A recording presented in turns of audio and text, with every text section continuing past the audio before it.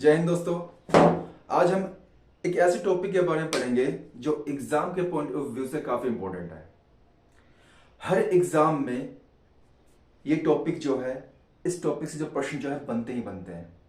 आप चाहे टीचर का एग्जाम ले लो, चाहे आप कोई भी पुलिस का एग्जाम ले लो, चाहे आप बीपीएससी यूपीएससी, हर तरह के एग्जाम में आपको ये टॉपिक काफी सही साबित होंगे। तो दोस्तों, उस टॉपिक का नाम क्या है? संधि। संधि का मतलब क्या होता है? संधि का मतलब होता है ज्वाइनिंग। ज्वाइनिंग इसको इंग्लिश में बोलते हैं। अब ज्वाइनिंग इंग्लिश में जब आप सुन रहे हैं तो इसका मतलब आपको काफी अच्छे से समझ में आएगा कि संधि मतलब जोड़, ज्वाइनिंग मतलब जोड़। जब हम किसी भी चीज को जोड़ते हैं तो जो नई चीज उत्पन्न होती है उससे मिलकर, तो वो एक अलग तरह की होती है। ठीक है दोस्तों। तो जैसे हम क्या करते हैं, अगर हम मैथ्स में एक एग्जांपल लेके बात कर रहे हैं, ठीक है, तो 1+1, क्या ये 1 और ये 1 सेम ही बन रहा? नहीं, ये बन गया 2। तो इन दोनों के मेल से जो परिवर्तन हुआ वो एक अलग चीज आया। ऐसे ही दोस्तों हिंदी में भी होता है, जिसको हम ज्वाइनिंग बोलते हैं, संधि बोलते हैं। तो संधि क्या है दोस्तों?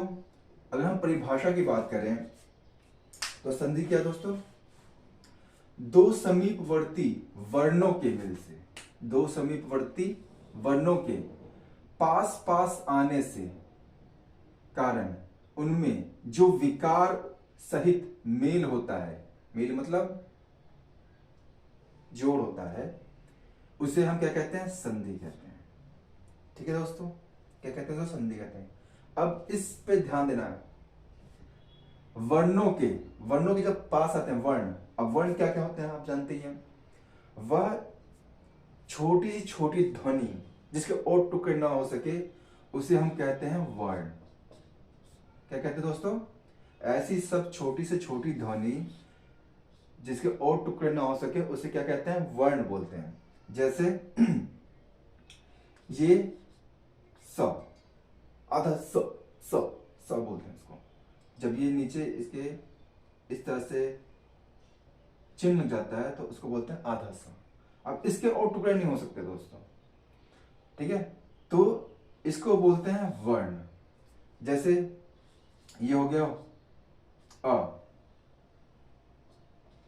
आ, ये सब क्या है? जितने भी स्वर हैं वो सब क्या है? वर्ण है।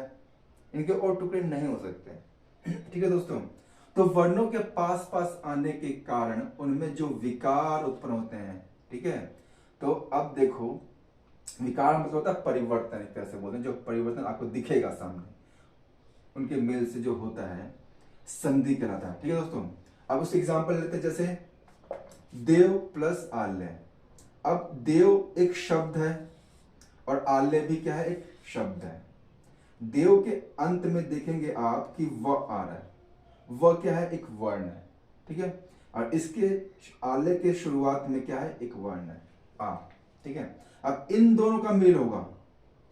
अगर हम यहां पर देखें एग्जाम्पल में, देव प्लस आल्य, ये तो है दोस्तों।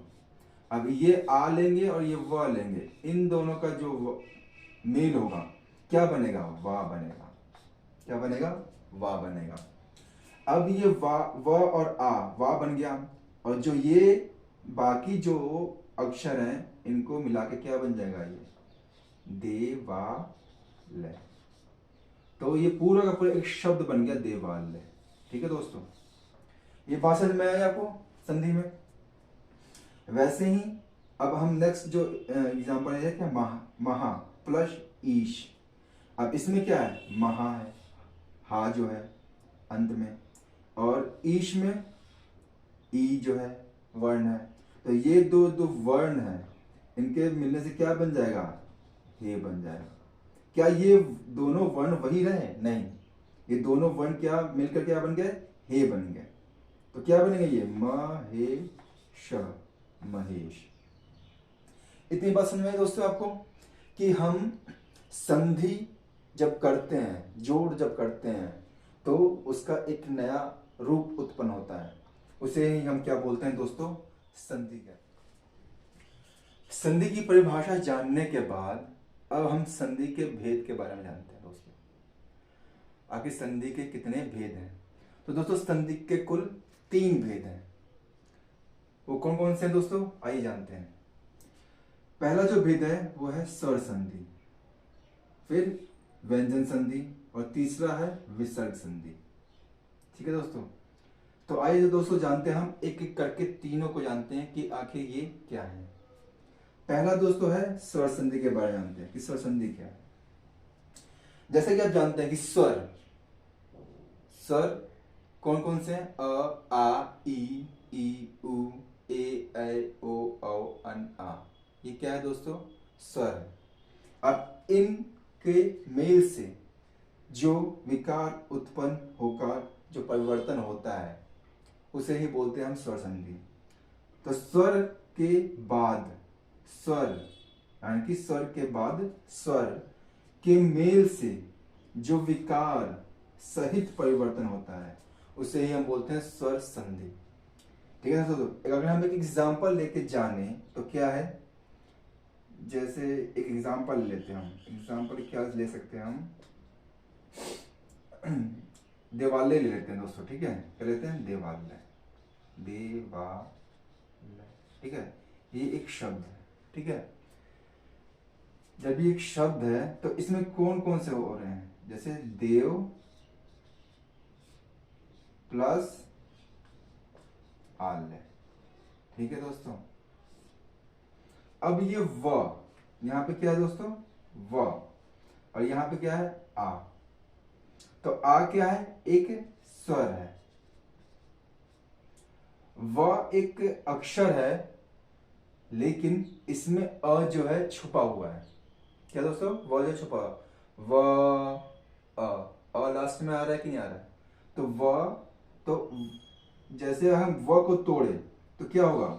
ये व है, व को तोड़े तो इसमें क्या जोड़? आधा व तो है ही, साथ में प्लस में अ भी है इसके। ठीक है, तो ये हुआ वर्ण, तो लास्ट में क्या आया? आ आया। तो इसमें क्या हुआ? एक जो ये अ है ये क्या है? एक स्वर है। ठीक है, तो ये क्या हुआ? अ जमा आ। क्या दोस्तों? अ प्लस आ क्या बना? तो बन जाएगा ये पूरा आ। क्या बनेगा? ये आ। तभी तो यहाँ पे व की जगह क्या हो? आ, वा बन गया, देवालय। ठीक है, तो इतना समझ में आया दोस्तों कि स्वर के बाद स्वर के मेल से जो विकार उत्पन्न होता है उसे ही हम स्वर संधि कहते हैं। ठीक है, अब स्वर संधि के कितने भेद हैं? स्वर संधि के टोटल जो है 5 भेद होते हैं। कितने दोस्तों होते हैं भेद? 5 भेद जो होते हैं स्वर संधि के होते हैं। आइए दोस्तों एक एक करके बारे में देखते हैं कौन कौन से हैं। पहला जो स्वर संधि का भेद है वो है दीर्घ संधि। दीर्घ के बाद दोस्तों दूसरा है गुण संधि। ठीक है दोस्तों, क्या है? गुण संधि। तीसरा है वृद्धि संधि, यण संधि, और पांचवा क्या है? अयादि संधि। ये 5 भेद जो है स्वर संधि के हैं।